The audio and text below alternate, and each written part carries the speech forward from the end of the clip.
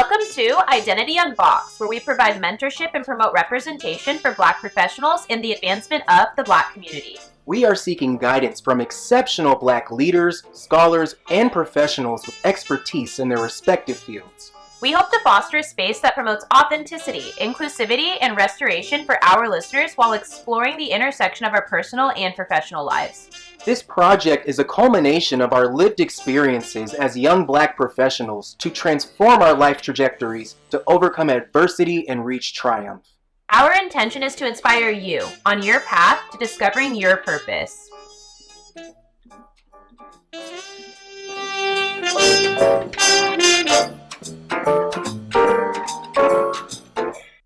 All right. Well, Efrem, we are so grateful to have you on Identity Unboxed. You are the founder and CEO of Boon Boona Coffee, and we are so excited to learn about your journey of following your passion to create community through coffee. And we were hoping to ask you to just take us back to the moment that you discovered you wanted to pursue a career as an entrepreneur and what inspired you to take this path.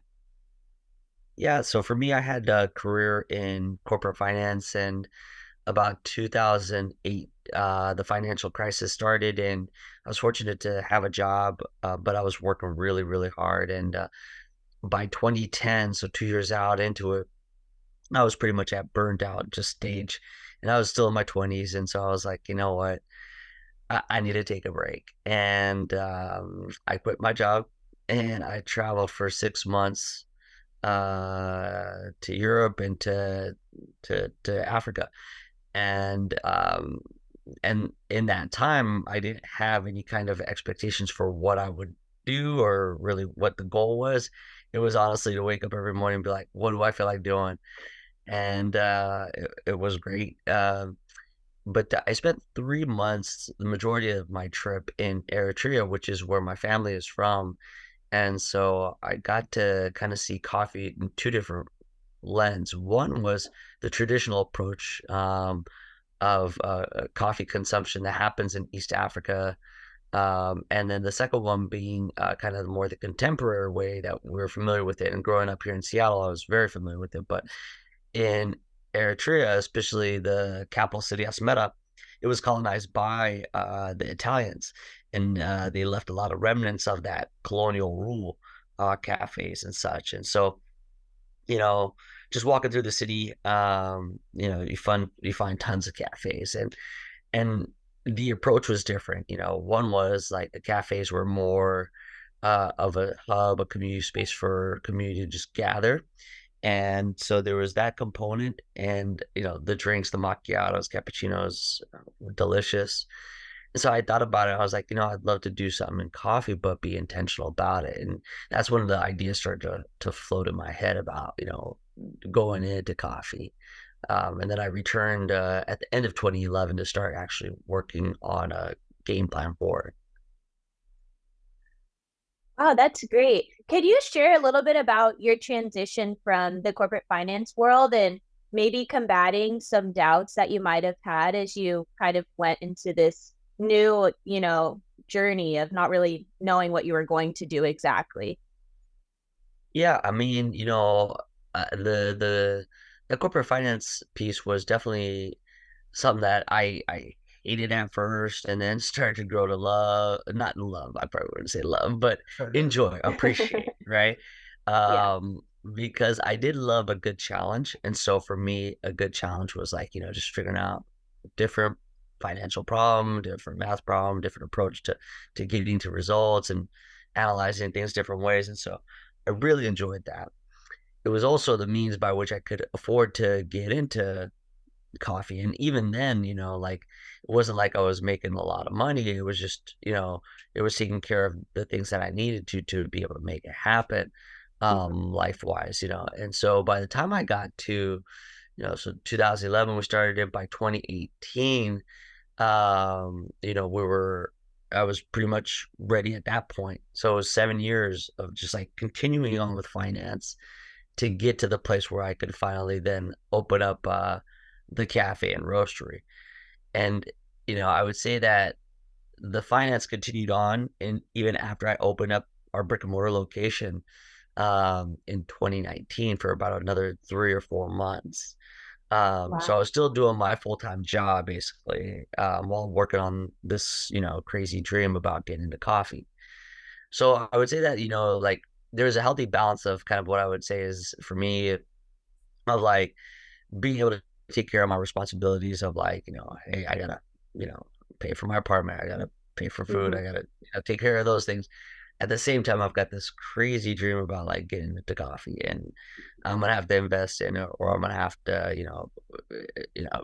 just figure out my way through it.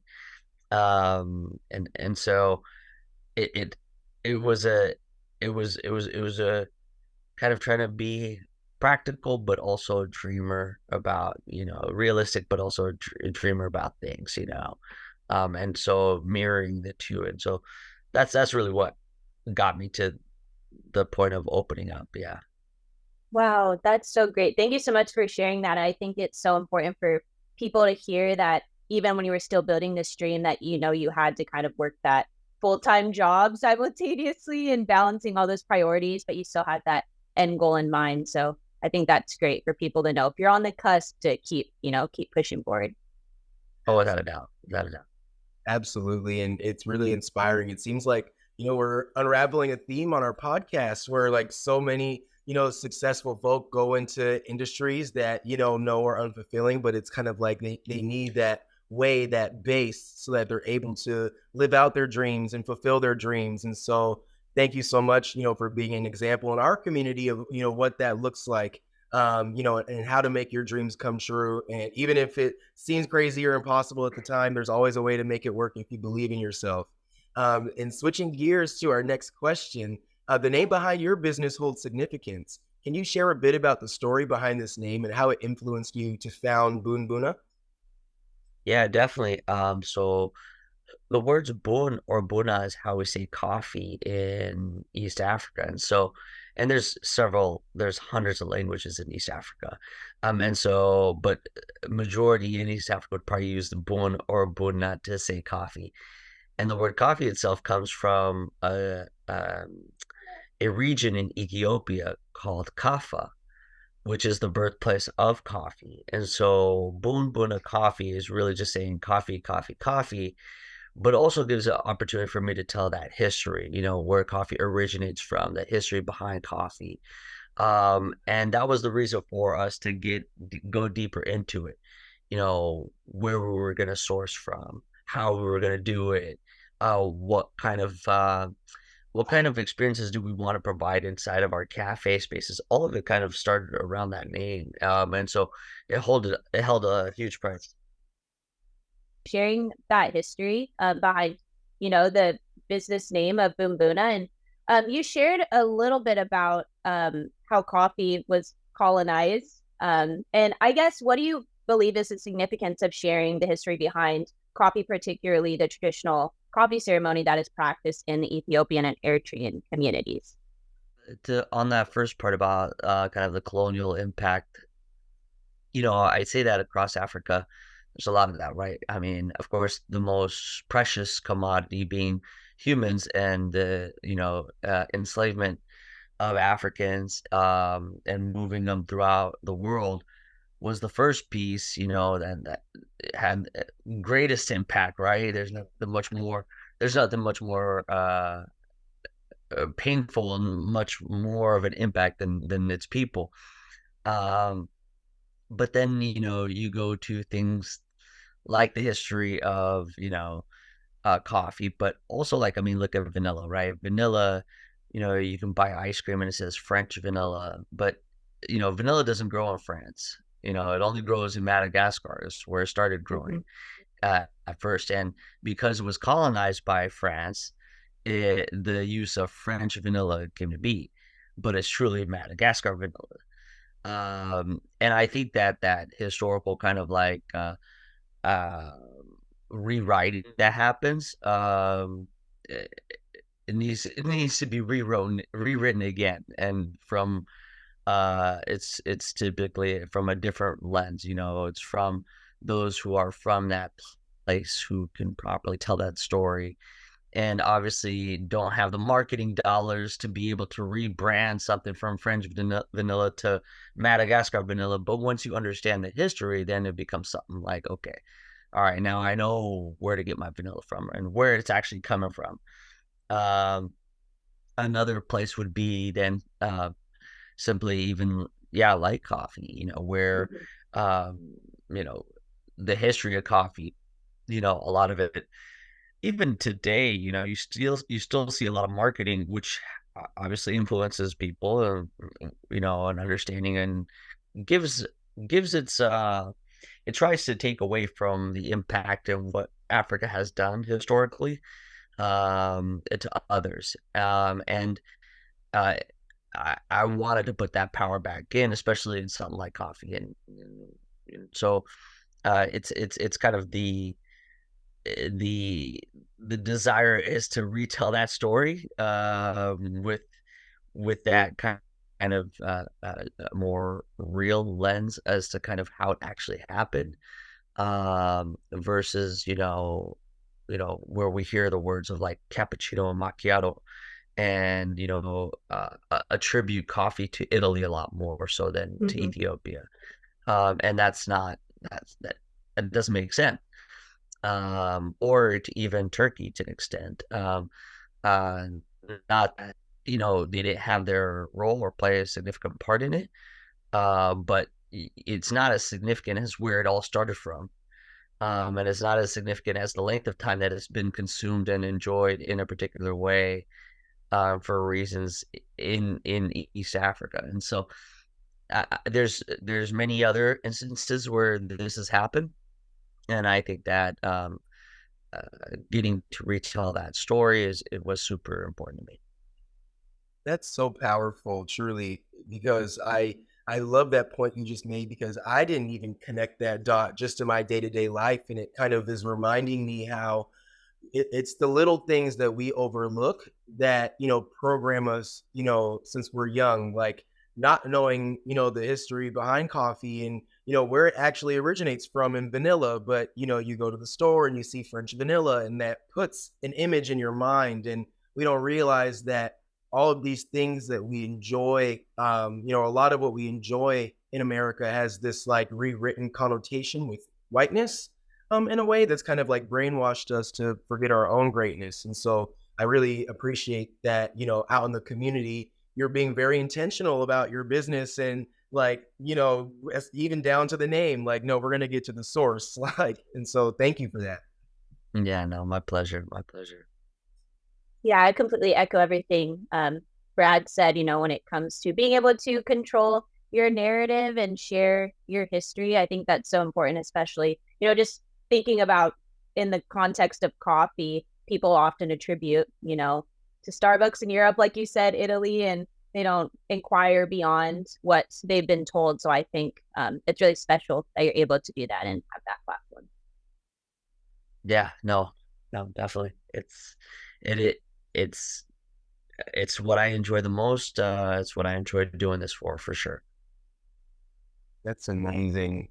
And speaking of, you owning your own business in our city, according to the Minority Business Development Agency, Black-owned firms that applied for traditional forms of financing were least likely to receive all the financing they sought amongst other groups at 13%, while this trend persists among other firms with good credit scores. Your journey to found Boom Boona began with a rocky start as your business proposition was denied by banks. What encouraged you to continue moving forward at this time? Yeah, that statistic is very true. And I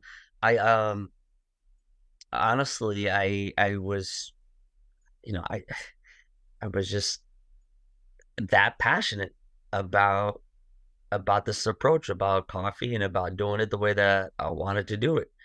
Um, I I was, only, interested in how I was going to bring it to life, and as stressful and as bleak as it seemed sometimes, and as much of a mountain it seemed to climb, that were required to climb, like I was still really, really serious about it. And I would test it too on myself. Like, I would, just there's something to be said about like, okay, you put a plan together, and if you're not able to execute it, if you're not able to like, get that assistance that you're looking for, then it's like, how are you going to do it? You going to stop? Is that what you're going to do? You're going to just give up on your dreams? No, you have to start thinking about different ways of going about it. And what I did was that, I looked at less of a barrier to entry into coffee to make it happen. And that was, I had family in Ethiopia. I could reach out to them and be like, hey, where do you guys get coffee from? And start bringing in small amounts of it. Okay, well, if I can't build out a whole roastery and cafe right now, well, maybe I just start off with just understanding the product. How do I learn more about coffee? That's progression. And just that, believing that you're progressing, even if it is in the smaller, kind of longer, drawn out ways.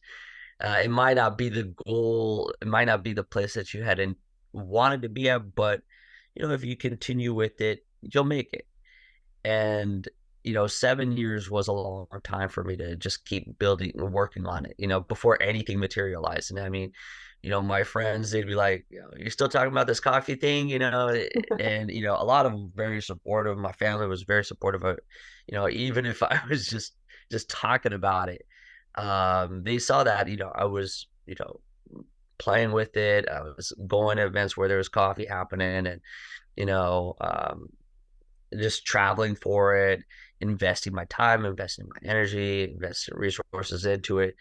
Um, that it just it consumed me in that way, and um, I wasn't gonna stop. I was gonna just keep going forward, and yeah, it was a long journey, but I'd have to just say, if your heart, the one thing I typically tell most that are starting up a business, or have a desire to become entrepreneurs, if your heart's in it, if your heart's in it, you're gonna do it.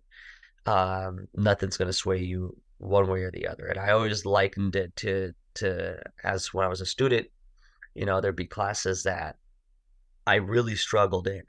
I didn't come prepared, just because the material was confusing, or I didn't care for the material.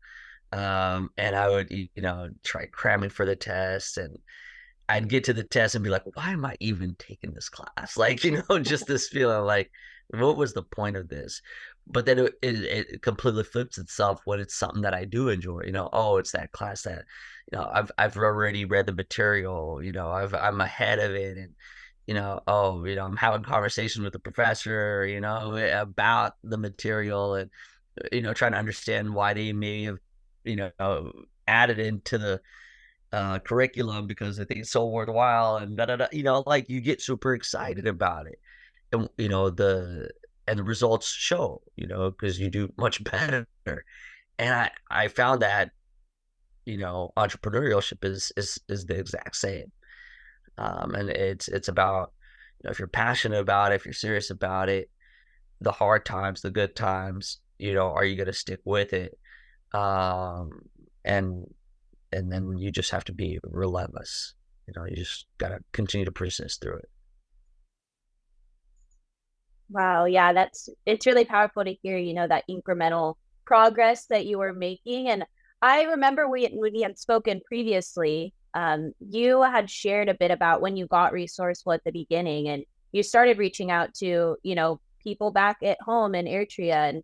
And could you share a bit about kind of that moment? I found that particularly inspiring when I spoke with you before.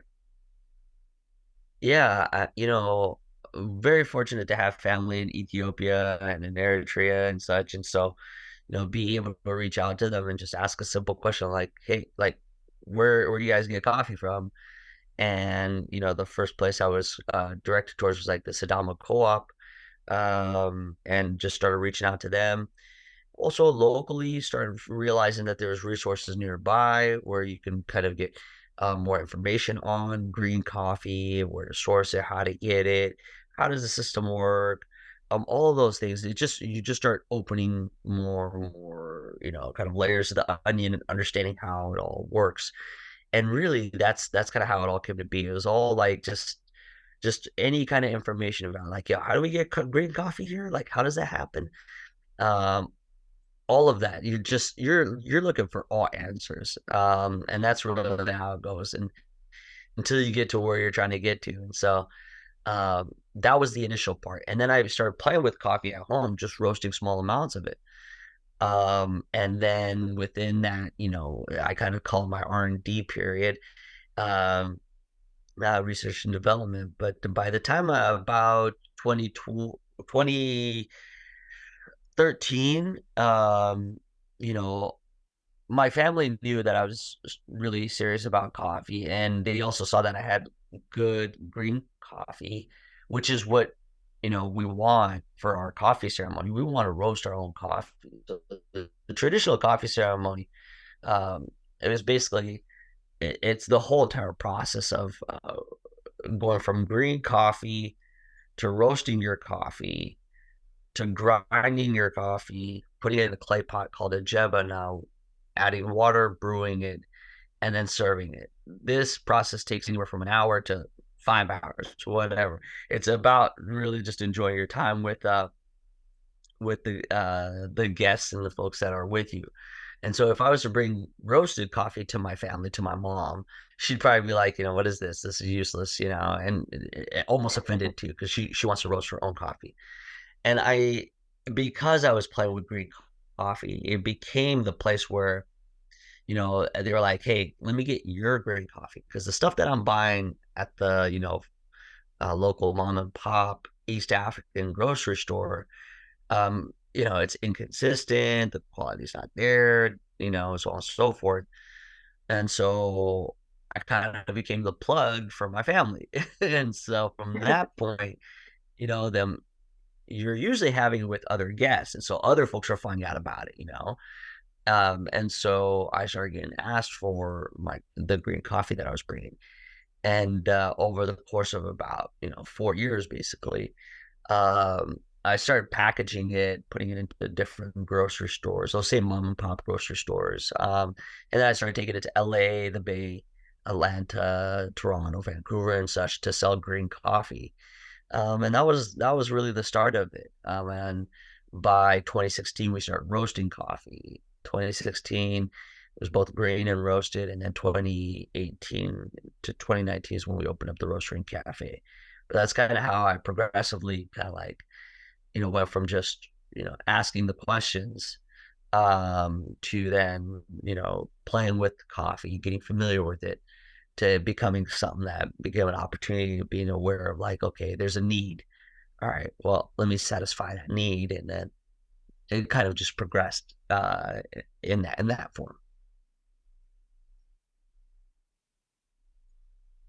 Thank you so much for sharing that journey. Truly, it seems like you really went through a lot of obstacles and have kind of found your path and your way in how to use your family ties, use, the knowledge that you have and the knowledge that you can really get and tap into your resources to be able to elevate this, and, make it something from the heart, something that is passion driven, that's driven in, that's rooted in culture, that's rooted in, actual factual history. So thank you. Yeah. Yeah, My pleasure. it sounds like the community was a big part of you being able to build this business and find your success. And pivoting just a bit more into community engagement, Boon Boona is more than just a coffee shop, serving as a hub for the community to connect and engage in programming that educates marginalized communities. Why do you believe in community engagement as a small business is important? Well, I'd say that that trip in 2011 is really where it came to be, because Mhm. at that time, cafes were really just seen as like, yo, give me my coffee, let me get running, growing up here. But in Eritrea, it was more like, you know, people hung out there for hours. It became a space for truly like the community to gather. And so I saw that. I was like, this is awesome. I wish cafes in Seattle had that. Also, that they smell like coffee. Like you could smell the coffee that they were roasting in there. And so I really love like just the entire vibe. And and so I wanted to have a space where the community would feel welcome in there. And I wanted to have, events. I wanted to have poetry. I wanted to have live music. I wanted to have, you know, um, educational opportunities, places where we got to share information that was useful for our community. Um, you know, I wanted it to be a place where, and naturally you would network, you'd not be, just somehow find yourself into the conversation at the table next to you and meeting, another group of people. Um, I wanted that kind of experience. And because that's what I had seen there. And so I wanted to bring that back. Additionally, it started to really show itself, you know, i- in the first few places that were kind enough to offer space on their shelves for me to sell my product. You know, they were also small businesses. They were women-owned, small, Somali-owned businesses in the SeaTac Tukwila area, Tabarak. And so, were the names of the stores. And so, and similar, like it just continued on. All the ones that were taking my product were other small businesses. So I said, like, for them to do that, it's super generous. They're providing me the opportunity. I need to reciprocate that. I need to reciprocate that. That's something that I need to make sure is part of it. You see, they have a space and they're providing space for me. If I have a space, and this is, at that time it was 2013, 2014. I was like, if I have a space, I want to be able to do the same. And so when we opened up in 2019, I think it was like February. So about the second month that we opened up, we had our first pop up, and said we're gonna just keep doing that, giving space to other food, beverage vendors, an opportunity to showcase their product, to showcase their stuff. If we can, we'll buy their stuff as well, so on and so forth. But that became a part of it, a huge part of it. Additionally, it's not just inside of the cafe, but it's also about outside of the cafe. So, finding organizations that are doing great work and supporting it, amplifying it, giving them a shout out, doing things like that. And so we work with United Way King County a lot. We work with Feast. We work with Vision House. We work with, definitely like a lot of like hospitals. So we do a lot of stuff with Fred Hutch. Wherever we can find an opportunity to collaborate, we're gonna look to do it. So yeah, it's honestly, it just, it feels good. It's right. Um, Shoot, I mean, it comes back to also like, I don't want to just do this just for financial gain. Yeah, I could sell a coffee for 50 cents, sell it for $1. Sure, that's capitalism, right? But truly, like, that's not going to be satisfying for me, to just have a business just to make money. Like, for me, it needs to be grounded in something deeper than that. And so to build, to collaborate, that's to support, to amplify. If you can't give financially, then you could definitely say, check out this organization. They're doing great work. That doesn't take away from anything. That just only supports. So yeah, that's kind of how I see it. So Thank you so much for speaking on that aspect of collaboration, because that's so important and that's really how we receive. I feel like we've kind of lost, or as a society, we've become so individualistic that we've lost touching the fact that when you share, your resources, when you share your light, when you share your love, when you share your support, all of that is only going to come back to you. And that was a big part of the vision of starting this project, was giving the people who inspired us all the love, and everything, and share that knowledge, to give a space for you to come on here and share your knowledge and then teach me something and hopefully teach a bunch of other people. So thank you for speaking on that important aspect of collaboration and community, because we need more of it, and we need to show that it does work. We don't need to keep our resources. We don't need to be, in competition with each other. There's enough room for everybody to succeed. I 100% agree with that. I 100% agree with that. Yeah, that's well said. Yeah, and I guess we can switch gears on to the next question, on the terms of, community and collaboration. Roughly 7% of Seattle's adult population is Black, while there are only 1.5% of Black-owned businesses in Seattle, according to the 2020 Equitable Development Community Report released by the City of Seattle. What changes would you like to see to improve representation among business ownership in Seattle? We are so grateful for your support, and thank you for listening to Identity Unboxed. Authenticity is your guide to cast an impact on the world that you will be proud of. Signing off with pride, Tiana and Brad. Thank you so much.